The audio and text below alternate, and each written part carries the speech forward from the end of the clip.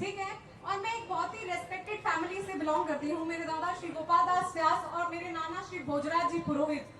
और मेरी पूरी सीए जर्नी में मेरे परिवार ने जब मेरा पूरा साथ दिया है, एक इंसान जो मेरे पीछे हमेशा खड़ा रहा है वो है मेरे पापा श्री संदीप कुमार व्यास। उन्होंने कभी मुझे किसी चीज के लिए नहीं रोका। उन्होंने कहा है बेटा तू पढ़। और मैं बहुत प्राउड फील करती हूँ कि मैं पुष्करना समाज में इतना मैं यहाँ पे आ पाई हूँ और मुझे इतना सम्मान है कि मुझे उन्होंने यहाँ बुलाया है। तो मैं एक बात जरूर कहना चाहती हूँ कि अगर आप आगे बढ़ना चाहते हैं तो एजुकेशन इज वेरी इंपॉर्टेंट। ठीक है, आप कोई भी फील्ड चूज करिए।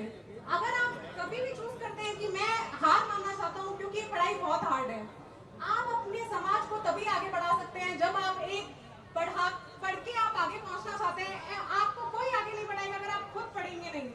आप पढ़िए और अपने समाज का नाम रोशन कीजिए। Thank you very much. आप इस बच्ची की भावना समझिए।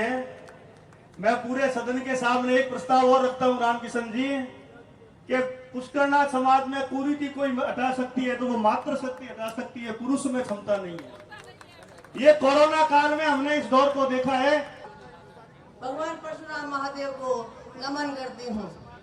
मैं नमन करती हूँ उन सभी संयोजकों को भी जिन्होंने कि 25 साल बाद ये पुष्करना महाकुंभ का आयोजन किया। मैं समझ सकती हूँ कि ये छोटी सी बात नहीं है और आज गणगौर भी है और आज माता का व्रत भी है। आप सभी ने जो हमें इस कुंभ स्नान में जो डुबकी लगवाई है, शायद हम उसे भूल नहीं पाएंगे। क्योंकि मैं शिक्षा से जुड़ी हूँ, मैं समस्त पुष्करना समाज जो हमारे संपूर्ण देश से आए हैं उनसे मेरा आह्वान करूंगी कि कोई भी समाज, कोई भी राष्ट्र तब तक समृद्ध नहीं हो सकता जब तक कि उस समाज की नारी, उस समाज की महिला शिक्षित नहीं होगी। शिक्षित होना का मतलब सिर्फ डिग्री लेना नहीं है। शिक्षित होने का मतलब है कि हमें आर्थिक रूप से भी आत्मनिर्भर होना है। जरूरी नहीं है कि हम नौकरी करें। मेरे पूर्व वक्ताओं ने, मेरे कई जो आदरणीय हैं, उन्होंने, उनकी चिंता जायज भी है कि हमारे समाज से कोई भी प्रशासनिक अधिकारी नहीं है, लेकिन मेरी चिंता यह है कि मेरे समाज से कोई राजनीतिक क्षेत्र में कोई महिला नहीं है। बहुत कम लोग हैं जिनका नेतृत्व या प्रतिनिधित्व है। कोई भी सामाजिक क्षेत्र में आगे क्यों नहीं है, कोई भी प्रशासनिक क्षेत्र में आगे क्यों नहीं है।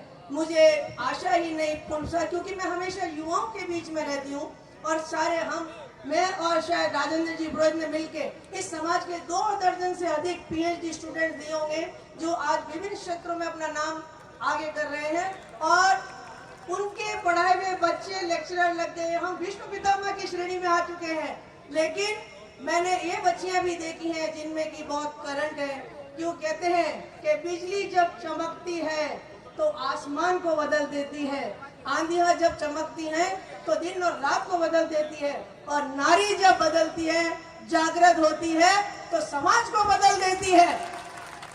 मुझे मालूम है कि ये समाज, जिस समाज से मैं बिलोंग, मैं भगवान से हर बार ये प्रार्थना करूंगी मुझे हर जन्म में ये समाज दे।